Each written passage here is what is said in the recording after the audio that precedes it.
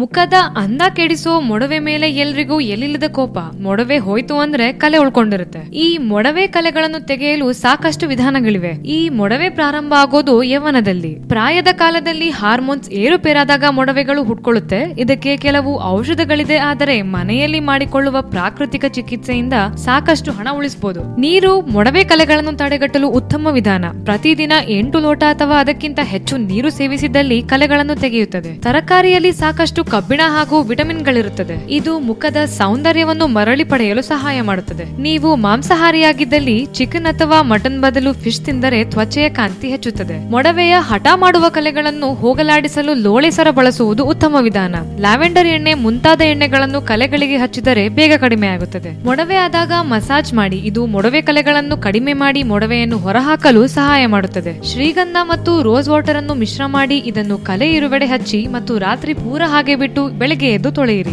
ಜೇನು ನಿಮ್ಮ ಮುಖವನ್ನು ಹೊಳೆಯುವಂತೆ ಮಾಡುತ್ತದೆ. ಹಾಲಿನ ಕೆನೆಯನ್ನು ಪ್ರತಿದಿನ ಮುಖಕ್ಕೆ ಹಚ್ಚಿಕೊಳ್ಳುತ್ತಿದ್ದರೆ ತ್ವಚೆ ಮೃದುವಾಗುತ್ತದೆ, ಅಲ್ಲದೆ ಕಪ್ಪು ಕಲೆ ಹಾಗೂ ನೆರಿಗೆಗಳು ಮಾಯವಾಗುತ್ತದೆ. ಈ ಟಿಪ್ಸ್ ಗಳನ್ನು ಬಳಸಿದ್ದಲ್ಲಿ ಮೊಡವೆಗಳು ಕಡಿಮೆ ಆಗ್ತಾ ಹೋಗೋದನ್ನ ನೀವು ಗಮನಿಸಬಹುದು. ಈ ಟಿಪ್ಸ್ ಗಳ ಮೇಲಿನ ಅನಿಸಿಕೆಗಳನ್ನು ನೀವು ನಮ್ಮ ಕಮೆಂಟ್ಸ್ ಬಾಕ್ಸ್ ನಲ್ಲಿ ತಿಳಿಸಿ. ಹಾಗೆ ಲೈಕ್ ಮಾಡಿ, ಶೇರ್ ಮಾಡಿ, ನಮ್ಮದೇ ಡಾಕ್ಟರ್ ಚಾನೆಲ್ಗೆ ಸಬ್ಸ್ಕ್ರೈಬ್ ಮಾಡಿ.